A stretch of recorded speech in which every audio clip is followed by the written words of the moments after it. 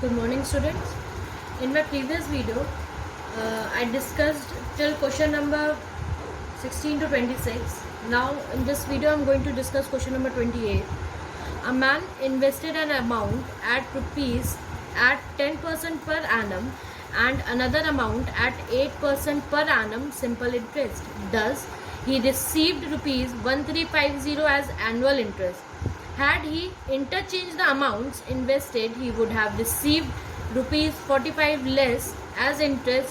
What amount did he invest at the different date? तो question क्या कह रहा है, उसमें दो अमाउंट इन्वेस्ट करे, एक 10% पर इन्वेस्ट करा और एक 8% पर. तो जब 10% पर इन्वेस्ट करा तो उसका इंटरेस्ट मुझे मिला 1350, दैट इज 1350. और जब उसने 8% पर इन्वेस्ट करा तो जो इंटरेस्ट मिला अब की बार 1350 में 45 लेस मिला. क्वेश्चन ये था. तो वो पूछ रहा है what amount did he invest at different date. तो वो पूछा कौन सा अमाउंट डिफरेंट डेट्स पर इन्वेस्ट हुआ है. तो जिस चीज़ को फाइंड आउट करना है, तो मैंने अमाउंट की बात करी जा रही है तो अमाउंट को ही फाइंड आउट करना है कितने रेट पर कितने रेट्स पर इन्वेस्ट हुआ है. तो मैंने कहा कि let the first amount be x and another amount be y. पहले केस के हिसाब से आप सभी को पता है एसआई का फॉर्मूला होता है PTR अपॉन 100. मैंने एक प्रिंसिपल एक्स सेलेक्ट कर लिया. टाइम पर एनम के रिस्पेक्ट में बात करी जा रही इसलिए मैंने यहाँ पे 1 रखा. रेट पहली बार में 10% लिया, 10 अपॉन 100 कर दिया तो आपके पास आया 10x अपॉन 100. उसके बाद एक आपने दूसरा अमाउंट S2 लेट कर लिया. अब की बार प्रिंसिपल y ले लिया. टाइम 1 पर 1 लोगे और रेट अब की बार 10 के बजाय 8 रखोगे तो 8 upon 100 that is 8y upon 100 मिल गया. आपको पता है कि जब दोनों अमाउंट आपने इन्वेस्ट करे तो आपको टोटल इंटरेस्ट कितने का मिला 1350. तो मैंने क्या कर दिया 1350 दोनों को ऐड करके इज इक्वल्स टू 1350.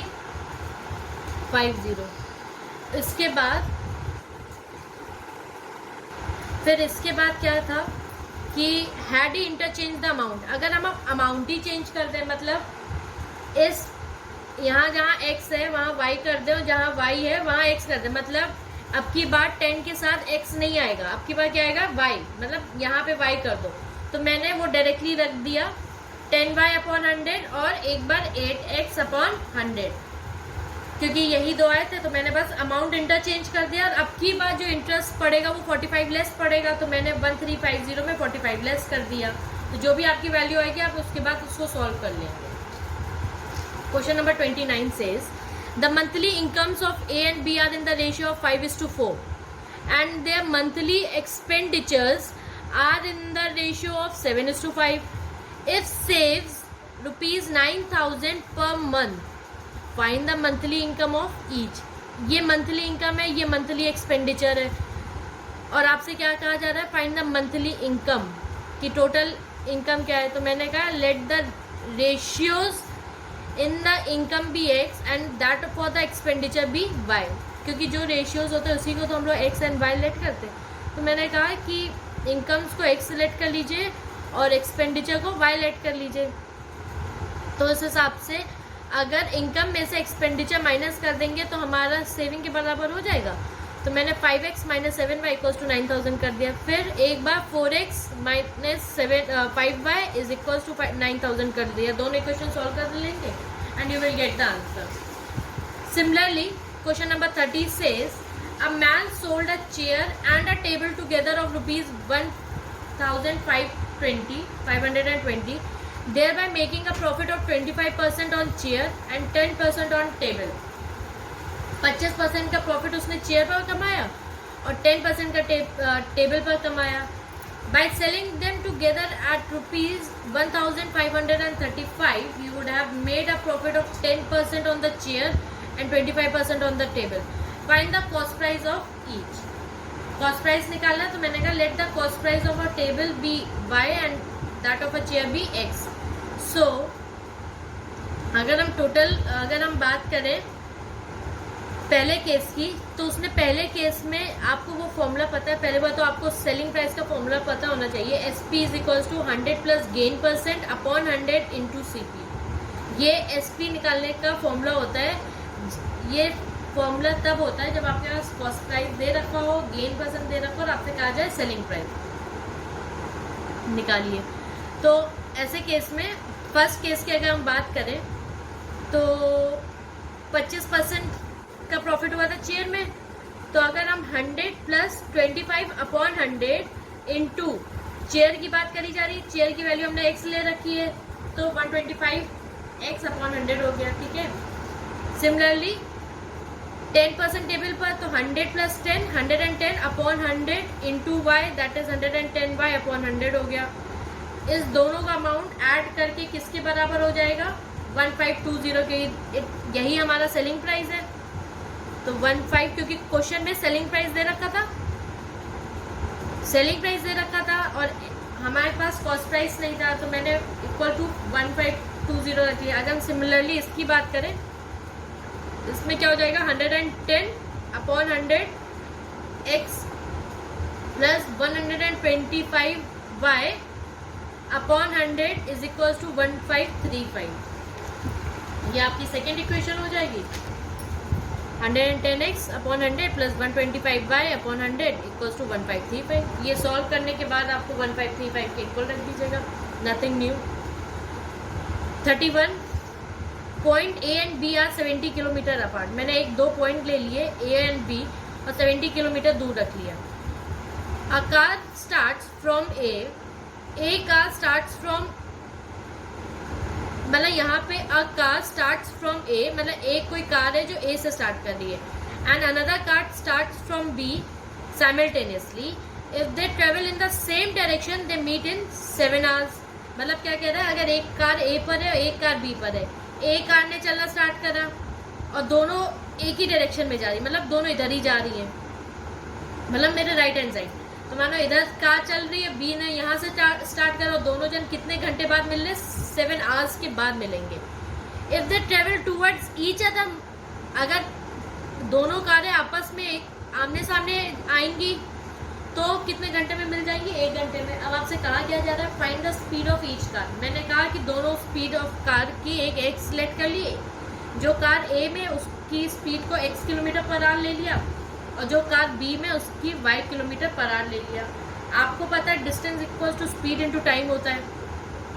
हमें डिस्टेंस कितना ट्रेवल करना है, ये स्पीड इसकी कितनी है? x किलोमीटर, और टाइम कितना लग रहा है? 7, तो x इंटू 7 7x। यहाँ पे क्या है? स्पीड कितनी है? y, और कितना टाइम लग रहा है? 7, तो 7y। तो अब आप सामने से देख सकते हैं ना कि एक कार को दूर पहले से आ रही है, बहुत दूर है, तो 7x वाला बड़ा हुआ तो 7x minus 7y is equal to 70। ये पहली इक्वेशन बन गई। दूसरा केस ये था कि अगर दोनों कार आमने सामने आएंगी तो आमने सामने आएंगी वही होगा। अब की बार क्या है?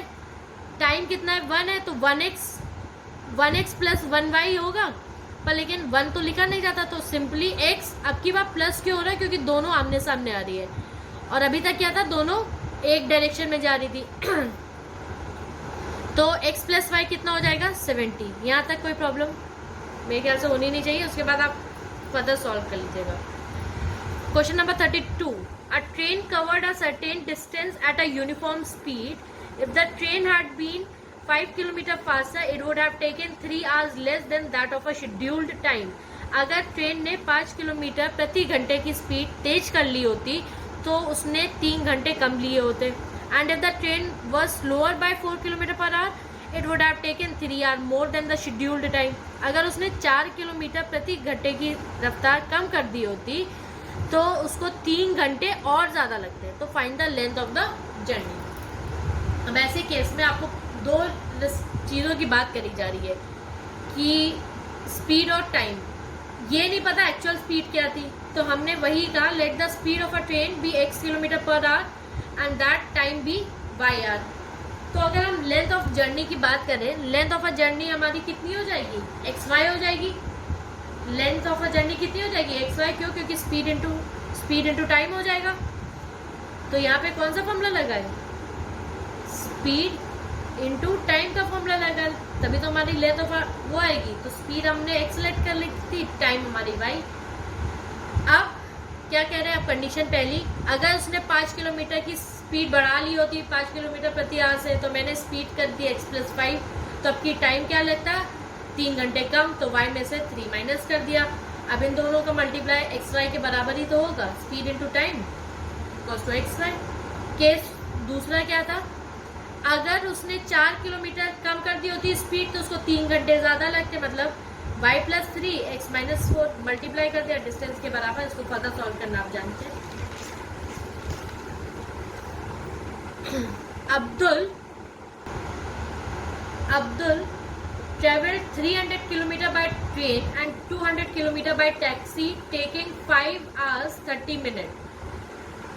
But if he traveled 260 km by train and 240 km by taxi, he takes 6 minutes longer. Find the speed of the train and that of a taxi. तो speed of a train बात करी गई है, speed of a taxi की बात करी गई है, तो let the speed of a train be x km/h and that of a taxi be y km/h. Distance traveled by train was 300 km and distance traveled by taxi was 200 km. दोनों distance दे रखा है, आपको पता है, और क्या है, speed है, तो distance upon speed gives your time. तो 300/x plus 200/y is equal to 5 hours 30 minutes question में दे रखे थे। इस 30 मिनट को आपने किस में कन्वर्ट कर लिया, 60 में। सॉल्व करना जानते हैं, 0 0 कट जाएगा, 3 1 3 2 6, एलसीएम ले लीजिएगा, आपको समझ में आ जाएगा। इसके अलावा 1/x 1/y, जब आप इस वाले पोर्शन को सॉल्व कर लीजिएगा, इसको कहीं साइड में सॉल्व कर लीजिएगा, यहाँ पे रफ कॉलम बना के, जो भी टाइम आए उसके बाद 1/x को u लेट कर लीजिए, 1/y को v लेट कर लीजिए। अब इसके बाद नेक्स्ट पार्ट जो बोल रहा था, जैसे आपने ऊपर वाला केस सॉल्व करा, वैसे ही नीचे भी हो जाएगा 260/x प्लस 240/y। अब की बार वो कह रहा था 6 मिनट लॉन्गर लेगा, तो 6 मिनट इसी में तो ऐड करोगे तो 30 + 6 हो जाएगा, तो 36 मिनट हो जाएगा। तो इसको भी मिनट को किस में कन्वर्ट कर दोगे, आज में, तो इसने डिवाइड बाय 60 कर दिया। आगे आप समझदार है, कर लेंगे। उसके बाद नेक्स्ट है क्वेश्चन नंबर 35 कह रहा है, a seller goes 80 kilometre down stream in 40 minutes and return in 1 hour।